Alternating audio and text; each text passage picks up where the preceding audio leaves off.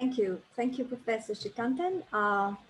Exciting developments that TUM create and new transition plans, and we'd be happy to hear more about it in the future. But for now, we move to Future Cities Laboratory Singapore ET8 Center updates. And I'm happy to introduce Pieter Fourie, who was a former leader of the Engaging Mobility Project at FCL, but now since then has moved on to GeoTwin as a CTO. And Pieter Fourie will continue the theme of today of demand responsive transit and autonomous vehicles with his presentation on urban design for autonomous vehicles. Pieter, on to you. Thanks, Tanvi. I trust everybody can hear me.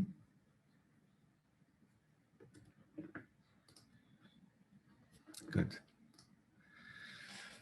All right, let's get going. So right off the bat, I just want to say that what you'll be seeing here is some work that we recently concluded in the Land and Livability National Innovation Challenge. Of course, just some boilerplate that, this is all research, so any opinions, findings, conclusions, or recommendations are not, are those of the authors and do not reflect the views of the authorities that were involved in the study. That being said, this is our team and that was involved in this project, and of course I want to acknowledge them. Dr. Sergio Ordonez. Pieter, are you sharing your screen? Yes, it's not working.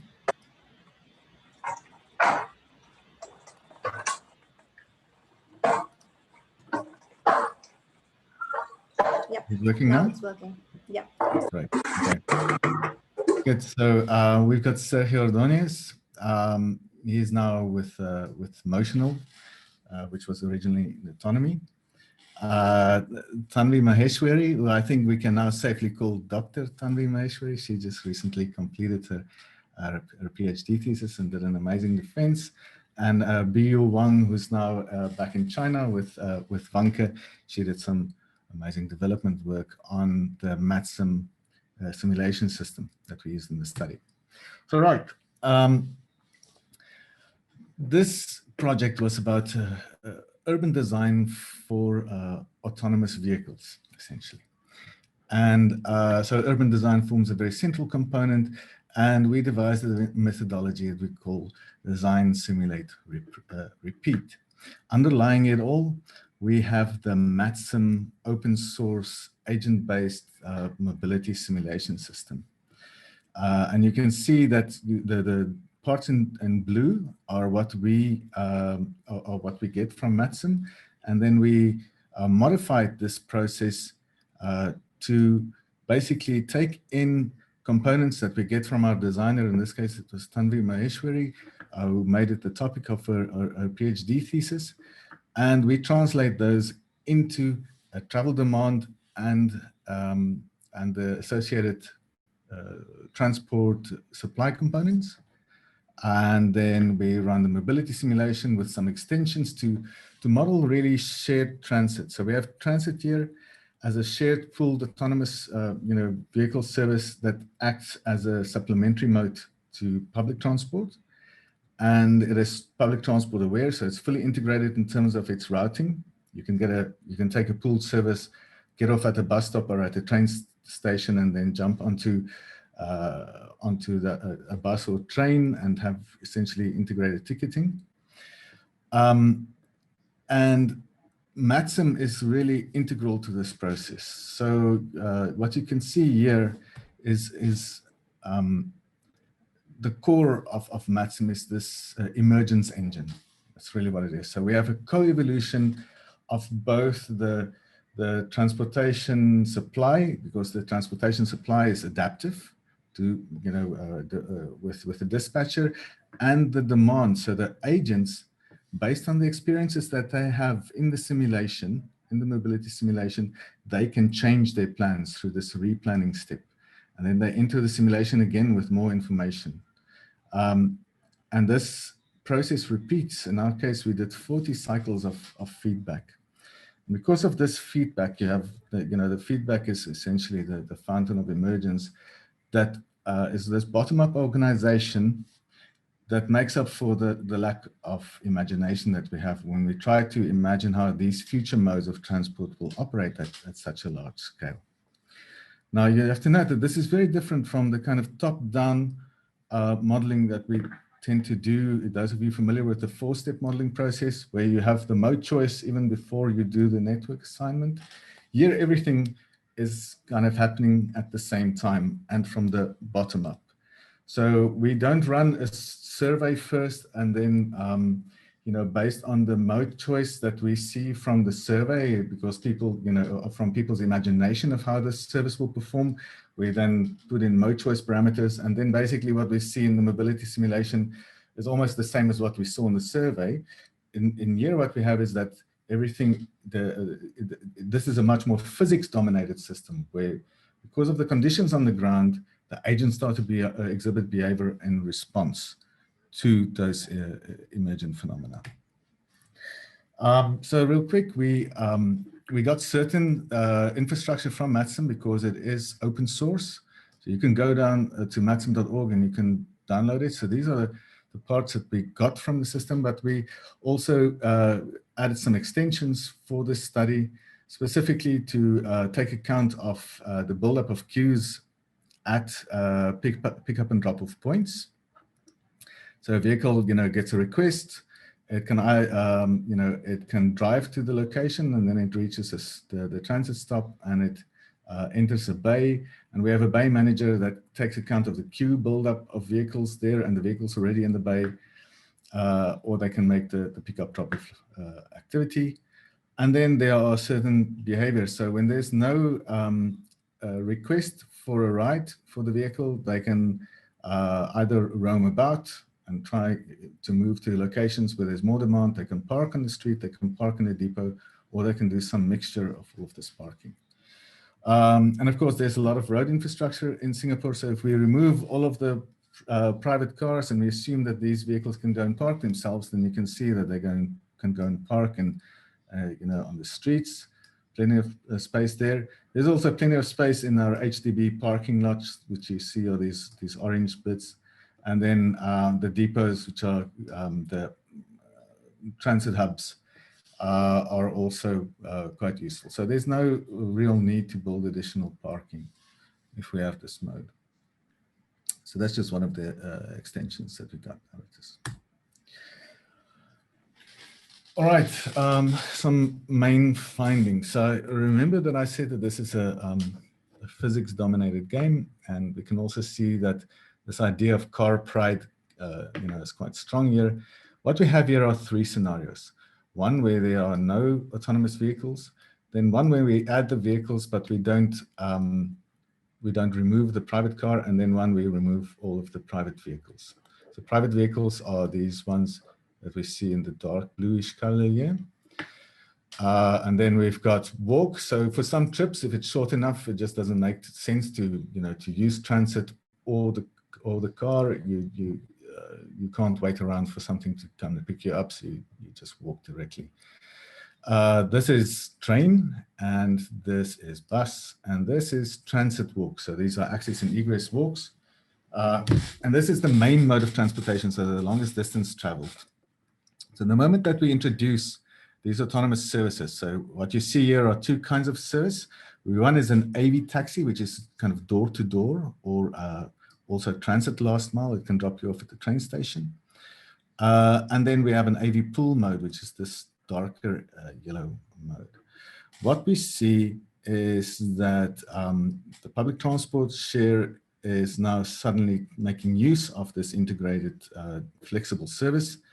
And the AV taxis are quite predominant. So these are non-shared, you know, these are not pooled vehicles. So it's an exclusive ride, picks you up at the door and drops you off at the door. But these are essentially shuttle buses, this pooled mode. They only operate between transit stops. So you have to go to a bus stop, and it can take you to any other bus stop in Singapore. It can drop you off at the train station. You can take a train from there, or you can get dropped off at another bus stop and just take a bus, you know, on one of the scheduled services. So we see that these single-seater vehicles are very popular with the door-to-door service. And we see that users tend to favor surface transportation. So I think that's something that we need to keep in mind. We didn't have the time nor the resources to do real sensitivity analysis on cost parameters here, but clearly from the physics of the system, if you have this kind of integration with public transportation of such a flexible service, then why would you go down into the bowels of the city to take a train, right? So it just emerges that surface transportation is favored, and besides the bus service, the pooled bus service can drop you off at exactly the bus stop where you would have a direct line to your destination. So the AV pool mode is a transit network exploder. It essentially flattens the entire accessibility of the transit network. If you think about it, currently, if you take a bus, there's only a limited number of stops that you can reach with that bus service within 0 transfers or within 1 transfer. So if you want to get from anywhere to anywhere else, typically you need at least 1 transfer to do that. But of course, with such a pooled mode, operating between the transit stops, you can now reach anywhere from anywhere. So if you have relatively poor accessibility by transit, suddenly that poor accessibility is eliminated with the pooled AV mode. And what happens? We have hundreds of thousands of bus trip stages that are eliminated, especially where the user previously needed to switch buses in the no AV scenario. And then, of course, if we move the cars, then a lot of the cars tend to switch to the single-seater door-to-door service, typically because they don't have a bus stop around. So they might take this for the first trip in the morning, and then they can still use the pool services and other transit services during the course of the day. Right. So just to go into this idea of transfers a bit more, this is beforehand. What we see is we've got more than 3.5 million transfers. And of course, we tend to see the same share of bus to MRT transfers than MRT to bus, but there are a massive number of bus to bus transfers simply because of the bus network accessibility problem. To get from anywhere to anywhere, you typically need to make a transfer. The moment that we introduce this flexible mode, suddenly the transfers plummet. And then when we remove the cars, there are even fewer, as the people that previously used car tend to opt for the AV taxi service. So we see the elimination of denied transfers. We see the elimination of bus bunching. We see the elimination of bus-to-bus transfer boardings and lightings. Remember that for a lot of the trips that you make, you see a boarding and lighting purely because you don't have any option.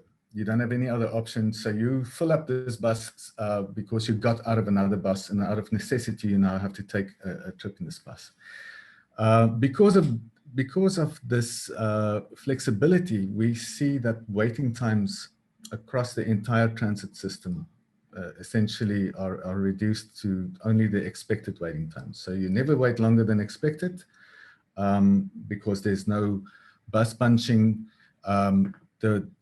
Of course, if you eliminate this many transfers, also it means that you have fewer entry and exits, into the bus. So the dwell time is completely reduced in the scheduled bus system.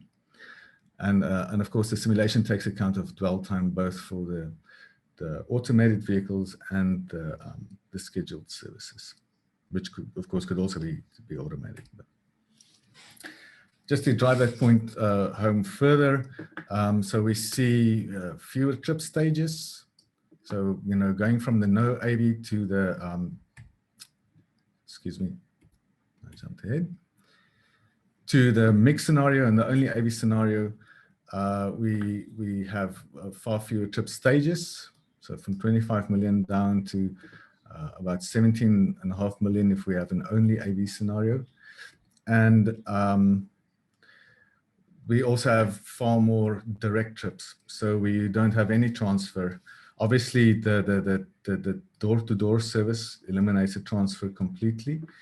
But we also see that essentially in our scheduled service, the only trips that tend to remain are those where we have very few transfers or no transfers at all. So it brings a lot of choice to the commuters, and that is something that we need to take account of if we're investing in our rail network. We will probably have to find some interesting pricing mechanisms if we are not to completely cannibalize especially the rail system because of this preference for surface level transportation.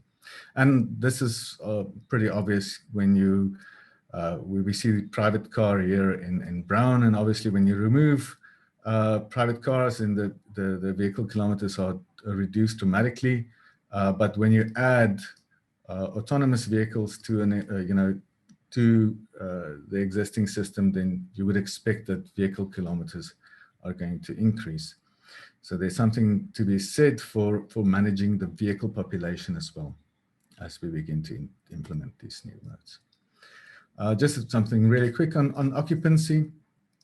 So we see that these are these single-seater AV taxis. And this is the mixed scenario where we still have private cars and autonomous vehicles. And here we have only AVs.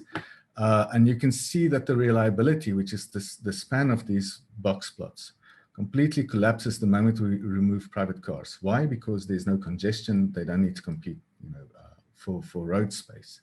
And suddenly this, already high occupancy of the taxis is just increased even more. They basically full more than 75% of the time, and they are, that occupancy remains very high throughout the day. It's obviously harder the bigger the vehicle is because of the detour. It becomes harder and harder to fill bigger vehicles.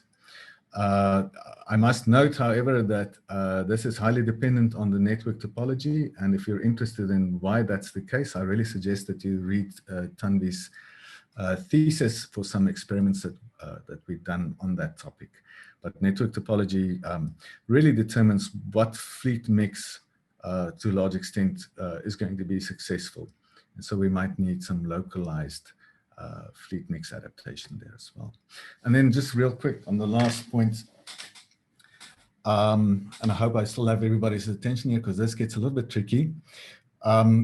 What we have here is in the no AV and then AV only scenario, we compare essentially the how well people are able to realize their daily activity schedules, depending on the place where they live.